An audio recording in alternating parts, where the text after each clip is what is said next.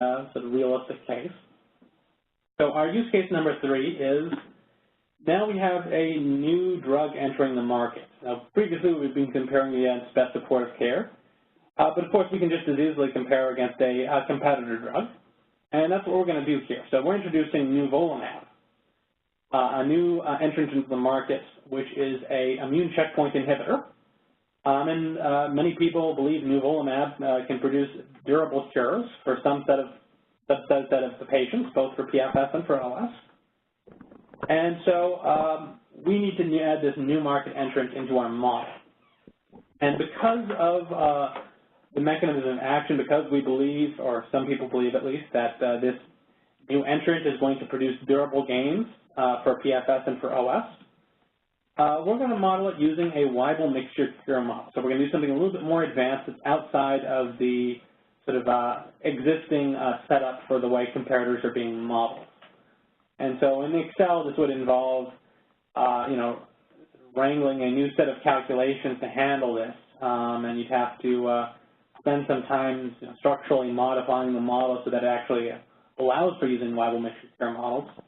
But we're going to do this in a few minutes in heRo3, and I'm actually going to walk you through that process live rather than opening up a new model. So first thing we're going to do is we're going to create a new strategy. Of course, you need a new strategy to represent nivolumab, and so that's what I'm going to do. So I'm just going to do new strategy, I'll call it new, and this is going to be nivolumab. And so next we're going to just go to the values page and define a few things for nivolumab. So first thing is we're going to need to make sure that it has a medication cost associated with it. So I'm going to the values page under medication costs, and I'm making sure to get the medication costs. Strategy to new. I'm going to set the state to progression-free because they get the cost of this during the progression-free state. And for the moment, I'm just going to hard code the cost per cycle of nivolumab to, let's say, 5,000. So that handles making sure that we're costing out the medication of nivolumab. Next, we need to go to the variables page and start defining a few parameters. Though we're actually just going to skip over that in the interest of time. We're just going to directly sort of hard code those parameters, but we can very easily sort of set those parameters up over here. So I'm going to go to the survival distributions page, and I'm going to create a new survival distribution called PFS fun. And for PFS fun, I'm going to define a formula which represents the PFS distribution for sunitinib. Sorry, this is not fun. This is PFS new.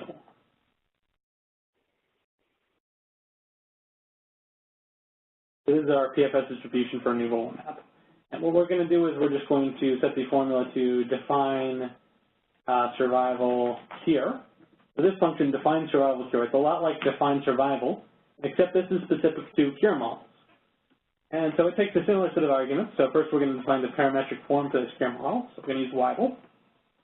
Then we're going to pass in the first parameter, theta, which is the cure fraction.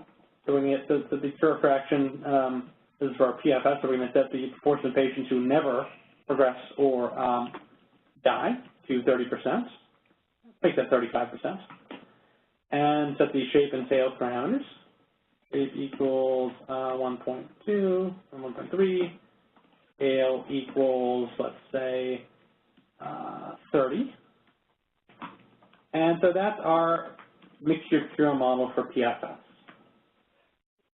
Next, we're going to do the same thing for OS. So we're going to do OS new. And we're going to do define survival cure. We're going to do a Weibull distribution. Set the cure fraction to OS a little bit higher, to equals 0.4, so 40%. Equals 1.2, scale equals, let's say, 50. So we've defined our PFS and OS distributions. Now we just need to go to the transitions page and reference them appropriately. So for PFS, we're going to put PFS. And then under OS, we're going to do OS new. We're just referencing the survival distribution that we just created. And now we should be ready to go. So it's going to recalculate the model, but now we have the new strategy here. And you can see the new strategy here uses our Weibull mixture cure models for PFS and for OS. Now, if we wanted to, we could spend a little bit of extra time and define some Kaplan-Meier data for this and join these cure functions to it. But the point here is that very quickly we can define a totally different modeling approach to another strategy. And even if it's using something relatively advanced like a mixture cure model, it really takes no time at all to put together.